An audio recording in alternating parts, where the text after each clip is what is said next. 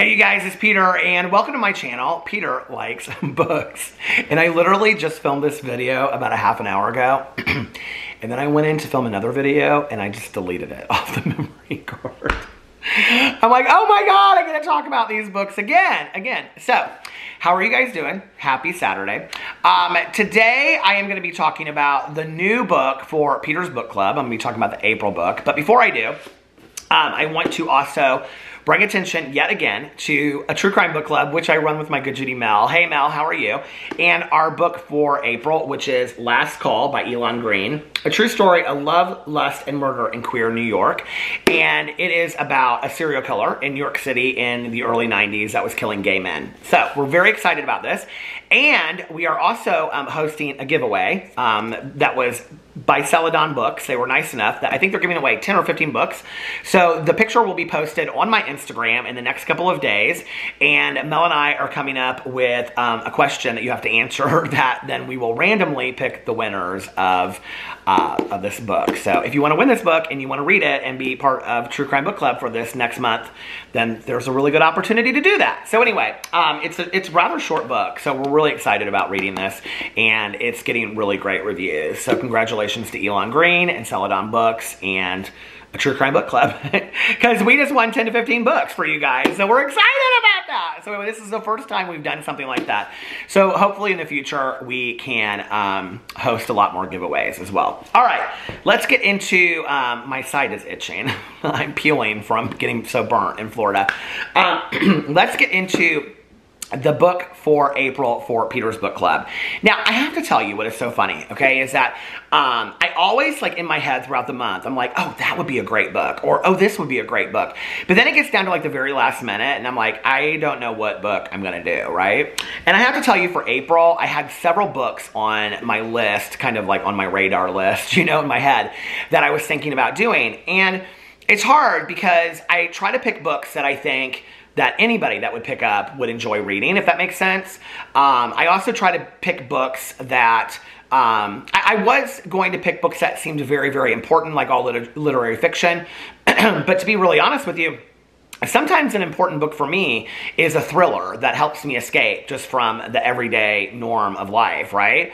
And so sometimes those are important books for me. So I was just like, I'm gonna start picking books that just, if I saw, I would go, okay, I'm excited about reading this book, and then we can all read it together as a group.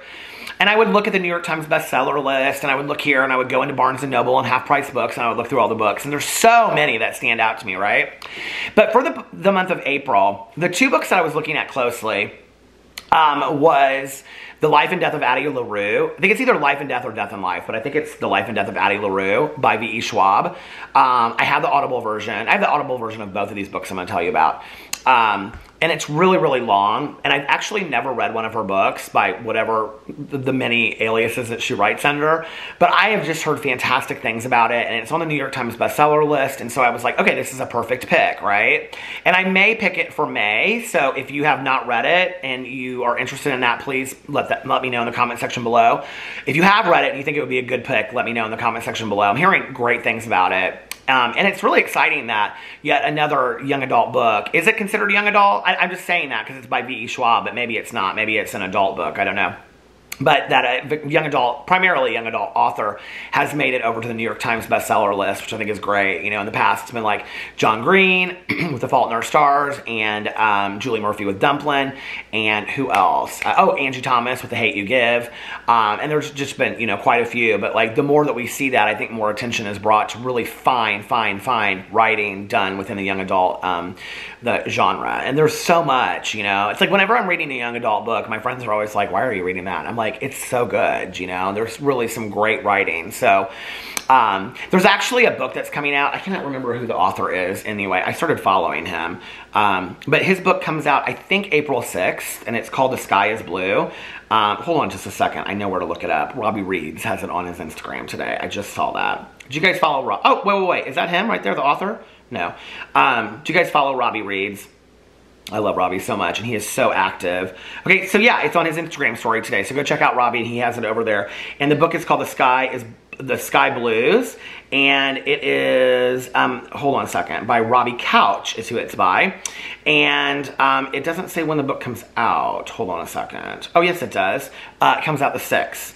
And I'm really, really excited about this. Let me see if the book synopsis is on here. Here it is by Simon & Schuster. Here you can see the cover of it. It's a beautiful cover. And it's a kid, here it is about the book. Sky's small town turns absolutely claustrophobic when his secret promposal plans get leaked to the entire school in this witty, heartfelt, and ultimately hopeful debut novel for fans of What If It's Us by Adam Silvera. And I wish you all the best. Sky Baker may be openly gay, but in this small insular town, making sure he was invisible has always been easier than being himself. Determined not to let anything ruin his senior year, Sky decides to make a splash at his high school's annual beach bum party by asking his crush, Allie, to prom, and he has 30 days to do it. What better way to start living loud and proud than by telling off the gayest promposal Rockledge, Michigan has ever seen? Then Sky's plans are leaked by an anonymous hacker in a deeply homophobic e-blast that quickly goes viral. He's fully prepared to drop out and skip town altogether until his classmates give him a reason to fight back by turning his 30-day promposal countdown into a school-wide hunt to expose the e-blast perpetrator. But what happens at the end of the 30 days? This kind of reminds me a little bit of Simon vs. the Homo Sapiens Agenda by Becky Albertalli. But what happens at the end of the 30 days? Will Sky get to keep his hard-won visibility, or will his small-town blues stop him from being his true self? So very excited to read that book. I actually already bought it. I pre-bought it on Audible, and it comes out the 6th. So I'll be talking about that. If you watch this channel or if you watch my vlog, you know I'll be talking about it. So anyway, congratulations to Robbie Couch on his debut novel, and I'm really excited to read that. So, Life and Death of Addie LaRue, and the other book that I was going to possibly read for this month was Mexican Gothic, and I do not know the author, but I have the book on, oh, I can look it up actually. I have the book already purchased on Audible, and I've heard fantastic things about it. It's a book that takes place in the 50s, and it's supposed to be really, really scary, but very, very well written. It's by Silvia Moreno Garcia, and it's supposed to be fantastic, and it came out last year. But then I was kind of looking around the house because I was going to go today. I decided on Addie LaRue, and I was looking around the house, and I was getting ready to go. I looked last night at Half Price Books, and they didn't have it. So I was going to go to Barnes & Noble and buy a physical copy because I like to show the physical copy, and then I give it to my friend Tanya, and she reads it. Which is why I am not also doing a review of Sarah Peace's Sanatorium, because Tanya is still reading that book and I don't have it to show. So I'll show that in my next review video that I do of that. But anyway, so I saw this book that I had purchased when at Target when I was shopping with my friend Tanya for some clothes to wear in Florida, because I needed some new like shorts and stuff and whatever. So we went to Target, and I always get a physical copy book to read while, you know, we go out of town. And I always just like the first book that looks like I can't put it down is like the book that I pick. And I love Target's book section. Walmart, they have a horrible book section. You know, I love bookstores, but Target and Meijer, actually Meijer's book section is phenomenal. But Target's is just, there's something about it. You like get pulled in. I love Target's book section. So I can't ever walk by without buying a book. But then I go in there and I'm like, okay, which book am I going to read? And I always pick the book that looks like the most exciting, the most fun to read, you know, while I'm out of town on vacation. And so I was like, okay, this is the one I'm going to pick. And then I was sitting here today and I was like, why don't I just use that book? Like, that would be such a great book because it was a book I was so excited about reading anyway. So the book that we are going to read for the month of April for Peter's Book Club is Central Park by Guillaume Musso.